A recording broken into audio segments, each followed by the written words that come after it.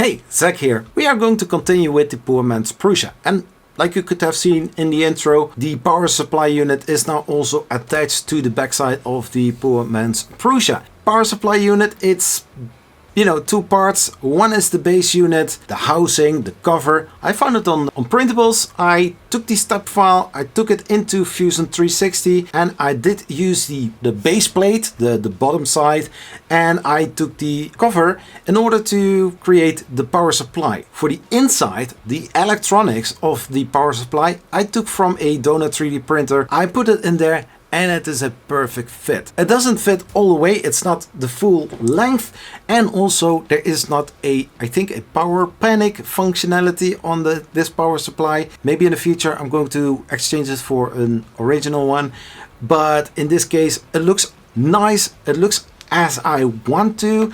The on-off switch and the power inlet is on the back side. It's just more realistic, more to the original. Now we are going to prep the backside of this frame, because if I'm looking to the top part of the frame, I can see that there is a little curvature because glued parts and some tension on it. So I'm going to gloop a second part that I cut straight and use a dovetail right here, and we are going to gloop it on the backside. And talking about gloop, they were so nice and kind to send me a big bottle of gloop to use in this project. So hey, give them some love, and check the link in the description how you can also get some amazing gloop for your 3D models to gloop together. Why not? It's amazing. Let's get into the build, shall we?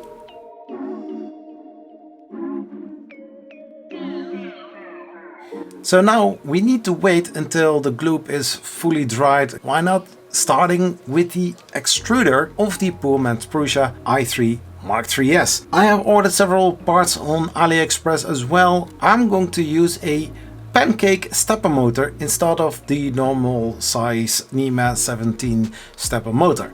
So let's get the parts and let's start the assembling.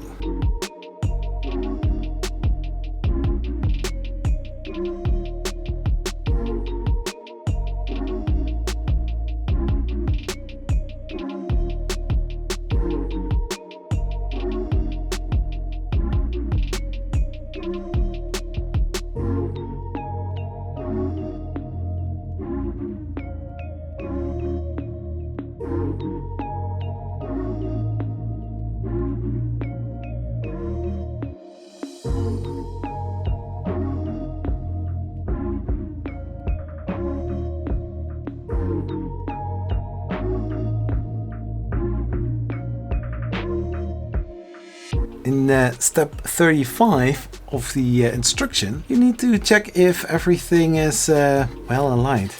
It just slips in there. Oh my gosh, this is so good. Ah! Ah!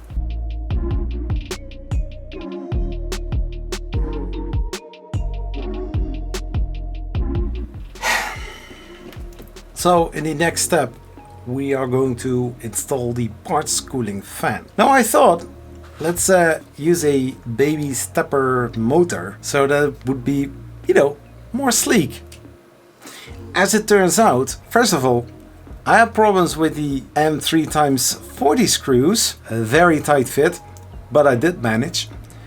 And now with the parts cooling fan, there is a screw hole underneath, and I don't want to disassemble the whole thing, so what I'm going to do is try to take this cover off, twist it 45-degree angle so that the connector is on that side, and see how that works, or else I need to disassemble the whole thing in order to swap the stepper motor. Let's not do that.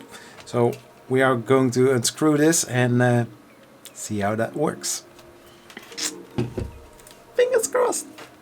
It should be okay. It should be okay. Yeah, so I thought the time lapse was running and it didn't work. I successfully changed the direction from down to the side. It was kind of sketchy, but I did manage. So later on, I was, working on this, and I was looking to the build plate and I saw a magnet that is needed to install in step 6. So I need to disassemble the whole thing again. Yeah, so always keep an eye on the instructions as well. Yeah, basically let's undo this, or you know, when I snap in my finger, this is all fixed. And so I have corrected the mistake. You know, if you have something similar like this, it is quite simple. On the back side, those 2 screws, just unscrew them, take this hot end fan off, and then on the front side, those 2 screws. You don't need to take them all the way out, but then you can take this part off, and then you can take the motor part, you can take off as well. Just a little side note, this looks also now very flush. You know, the little thing where the ball bearing is sit on, that is a little bit, rubbing against the rest of the whole thing. So make sure that it is all flush to the top side, so it will look nice. And so it goes in, you press here, and then the filament goes in. So smooth. Don't think anything dirty, okay? This is just satisfying. So let's continue.